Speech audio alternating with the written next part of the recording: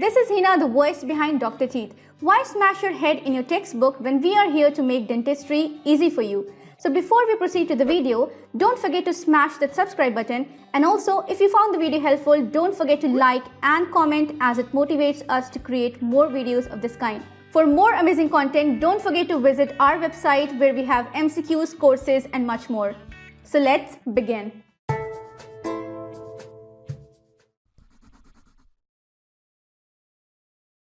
Hello everyone, Assalamu alaikum. Welcome to Dr. Teeth. I hope you all are doing fine. I was under guilt because I was not able to record a video since so many weeks.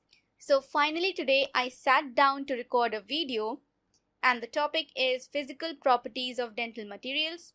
So let us begin. And yes, if you found the video helpful, don't forget to subscribe Dr. Teeth and also comment, because it really motivates me to create more videos of this kind.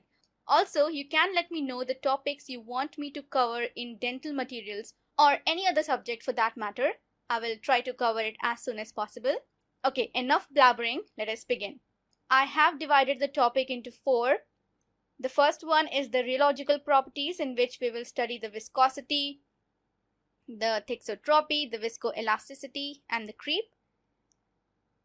Then in the next video, we will be covering color and aesthetics, where we will learn about the different coordinates of color, that is the hue, value, chroma, and also all the major shade guides will be covered, and how you actually select a shade will be determined.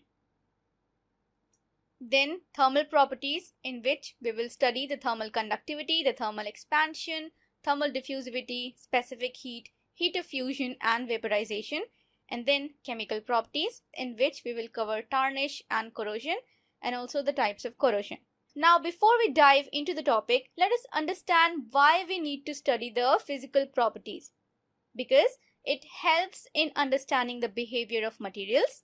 When we know their properties, we can understand how a particular material will behave.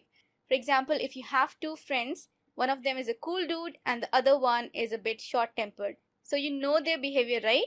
So according to the behavior, you can deal with them. Similarly, when you know the behavior of the materials, we can deal with them, right? Means we can manipulate them properly, we can use them in the clinical life properly. That is why we need to study the physical properties. Then it gives an insight about how to maximize the performance. Obviously, you can know how to maximize the performance when you know the properties. And then it helps in selection, placement and maintenance of dental materials. Okay, the first section is rheological properties. What is rheology? Rheology is the study of the flow or deformation of materials. So this term, it applies to both the liquids as well as the solids. When we talk about the liquid, what they do? Liquid flows, right? So for the liquids, we have viscosity. How easily a liquid flows, or how resistant it is to flow, that will be determined by viscosity. But what we know about the solids? Solids do not flow.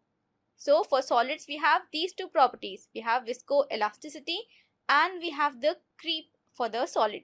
So for solid, we have these two, and for the liquid, we will be considering viscosity. Now, starting with viscosity. What is viscosity? It is defined as the resistance of a liquid to flow. Suppose we have a fluid, right? When you apply pressure on that liquid, the molecules inside, what they will do? They will slide past each other. They will come in contact with neighboring new molecules, and depending on how they interact with the neighboring molecules, they will give resistance to their flow. So viscosity is defined as the resistance of a liquid to flow. The unit is megapascal/second or centipoise. Now let us consider two liquids here, liquid A and liquid B. Now both these liquids, they are under force. What kind of force? They are under force of gravity, right? So if liquid A flows more readily than liquid B, we will say that the viscosity of A is less than that of B. Obviously, okay? Because the better the flow, the less the viscosity. Okay? Now, what is the clinical significance of viscosity? It determines the handling characteristics. If we have a very runny material, it will be very difficult to handle it. For example, consider alginate. While mixing alginate, if you put lot amount of water, the mixture will get very runny, and when you put it on the tray, it will drip off unnecessarily. Okay, so that is why viscosity has a clinical significance, because it determines the handling characteristics. It also determines the clinical success of a material. How? Because when we manipulate the materials, whether it is toothpaste of impression material or whether it is just gypsum that we mix using water, so initially while mixing they will have a workable consistency, but as they reach their setting time, they will become less viscous, they will harden. So that transition from the workable state to the final set, that determines the clinical success of a material. It can be used to measure the working time of a material that undergoes liquid to solid transformation. Obviously, we can measure the working time from the workable consistency to the, solid consistency, to the set consistency. We can measure the working time, right? Now, how do we quantify the concept of viscosity? How do we express it mathematically? So let us suppose we have two discs here, and in between them we have a liquid, and we are applying force on the upper disc, and it is moving with a velocity v. So when a force is applied on the disc, the liquid which is below it will try to resist that force, right? It will try to resist that force. So a minimum amount of force is required to overcome this frictional resistance, that is the viscosity.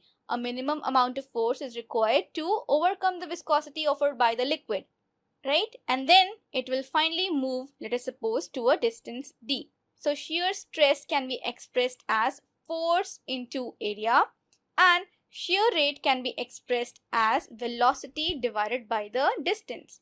Okay, so since we have not covered the mechanical properties of dental materials as of now, you must be thinking that why I have used the term shear stress or shear rate here. What is this shear?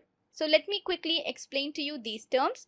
So what is stress? When any external force is applied on a body, what the body does, it tries to oppose that force. So how will it oppose that force? It will give an internal force which is equal in magnitude but opposite in direction.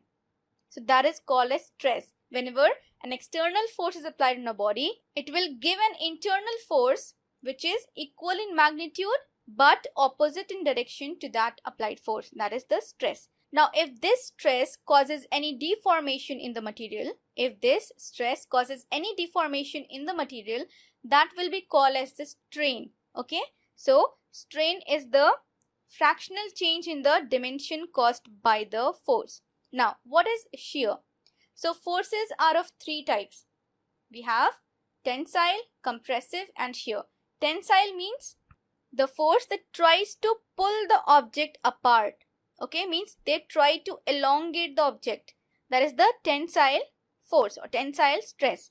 And then we have the compressive force, which tries to shorten the material. That is the compressive stress, means the forces are in opposite direction.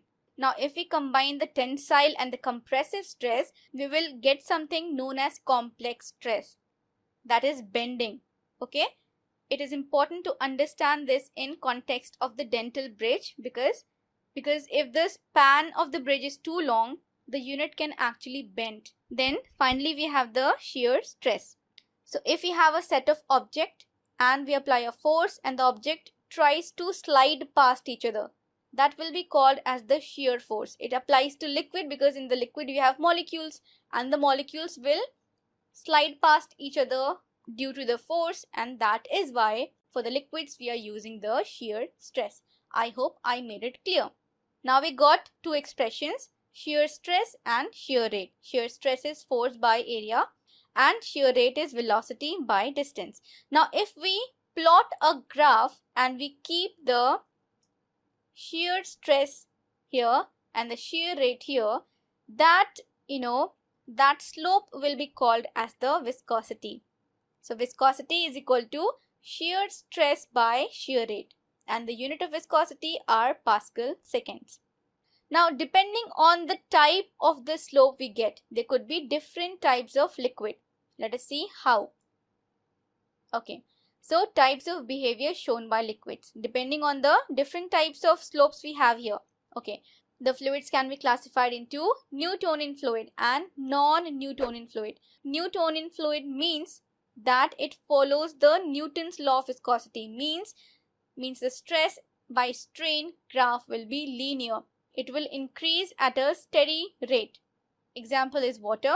And non-Newtonian fluid means the graph will not be linear. All these three, these are non-Newtonian liquid. These are pseudoplastic, dilatant and Bingham plastic. So in pseudoplastic, the viscosity will decrease as the shear rate will increase. And in dilatant, opposite happens.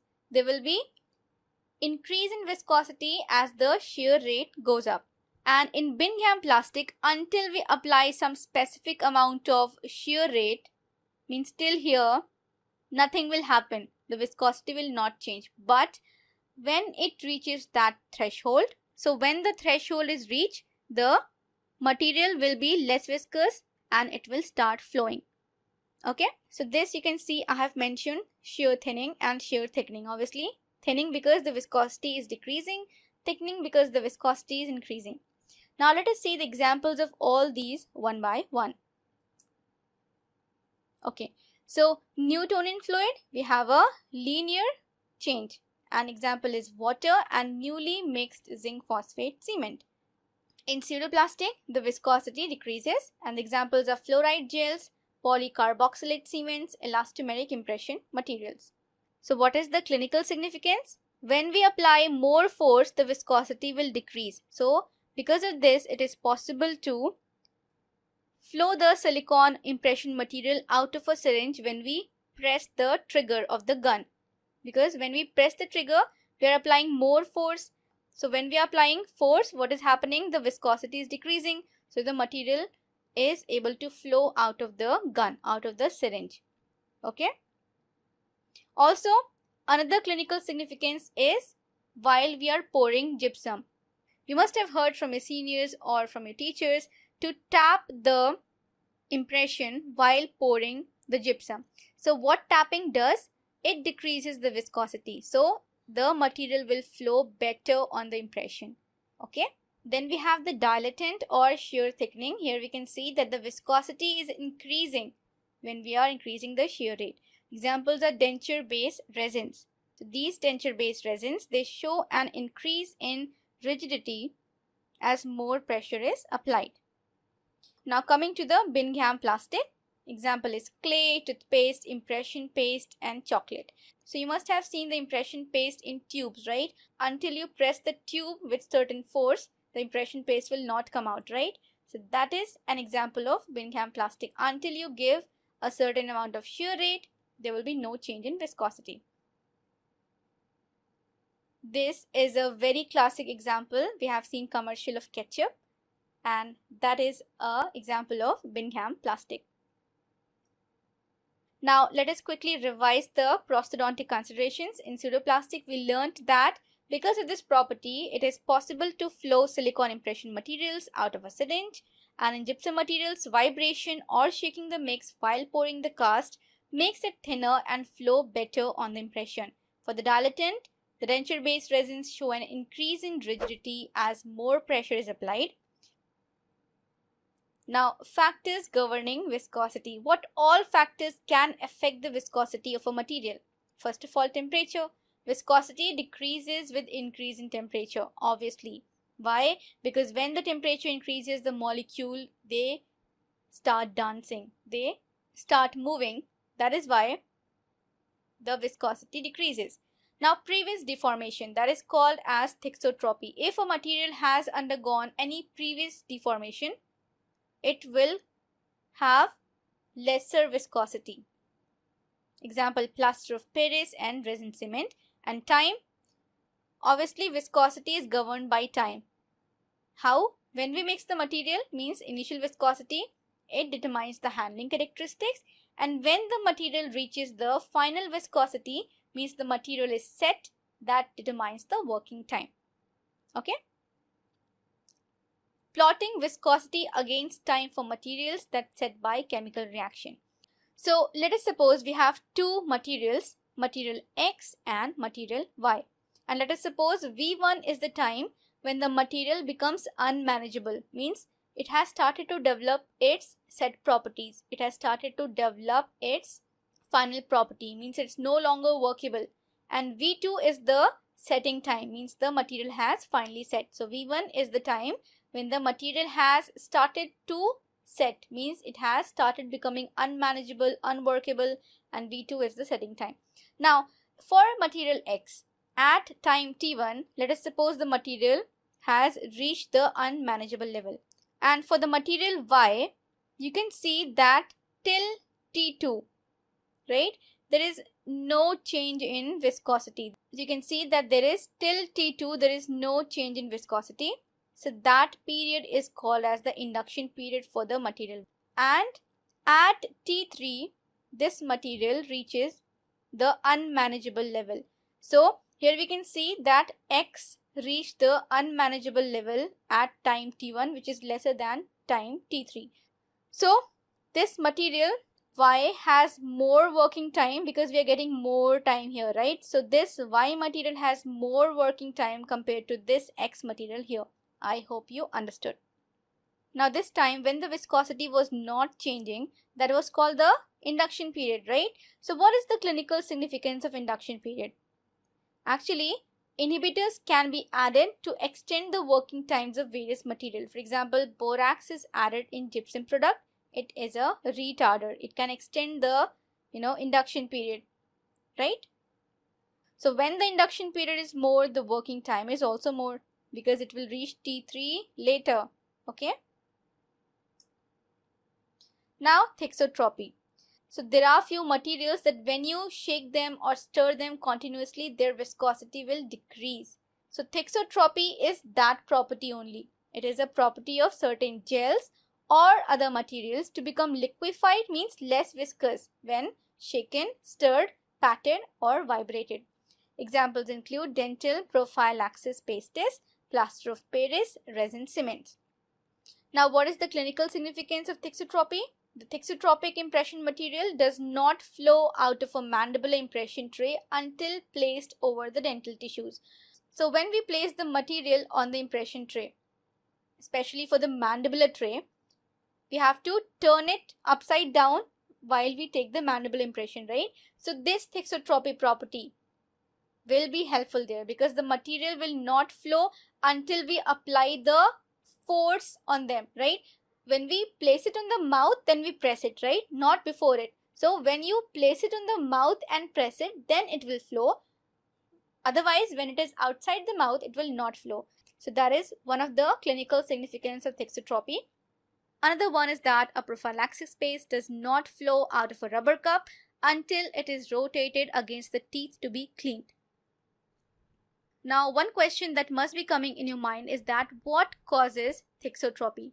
What is the factor that makes the viscosity to lessen? So, obviously when we stir material, the molecules will rearrange themselves, right? Rearrangement takes place. And when we continuously start stirring this, what will happen? There will be lack of time for these molecules to come back to their normal arrangement, right? If you are mixing it continuously, there will be less time for these molecules to come back to their normal arrangement. Hence, they will have less internal resistance to the external force. So when we have less internal resistance, what is that? It is the viscosity. Less internal resistance means less viscosity. That is the reason we have thixotropy. Coming on to elasticity. The ability of a material to undergo elastic recovery immediately after removal of an applied load is called elasticity. Means if it can recover immediately after a force. If a force is applied, it bends. When you remove it, it comes back to its original position, that is elasticity. Now what is viscoelasticity? Now viscoelasticity is a property which is used to describe materials that exhibit characteristics of both viscous liquid and elastic solid. Means It is not completely elastic and it is not like liquid that it gets deformed. It is somewhere in between. Examples are alginate and rubber-based impression material. Now, clinical significance is that such materials differ in their behavior with the rate of loading. For example, if we consider alginate, which is a viscoelastic material, it does not exhibit permanent deformation when you load it quickly. Means if you take out the alginate impression very quickly from the mouth, it will not undergo permanent deformation. But if you take out the alginate impression material very slowly, okay, it will have chances of getting deformed. That is why we should remove the alginate in a snapshot manner. Now, there are various models to describe the viscoelastic behavior, like the Maxwell model, the Wyckoff model, if I'm pronouncing that correctly. So if you want me to explain that as well, I can create a dedicated video on that. So let me know in the comment section below if you want me to explain that. Next up, we have the creep. And I think this video is getting too long, so we will cover it in the next video. So creep will be covered in the next video. Also, if you want me to cover various models like the Maxwell model and all, just let me know in the comment section below and I'll try to cover that as well. If you like the video, don't forget to give a thumbs up. Also, share the video. It really motivates me to create more videos of this kind when I get comments and people like my work and share my work. So please keep doing that. Till we meet next time, take very good care of yourself. Allah Hafiz.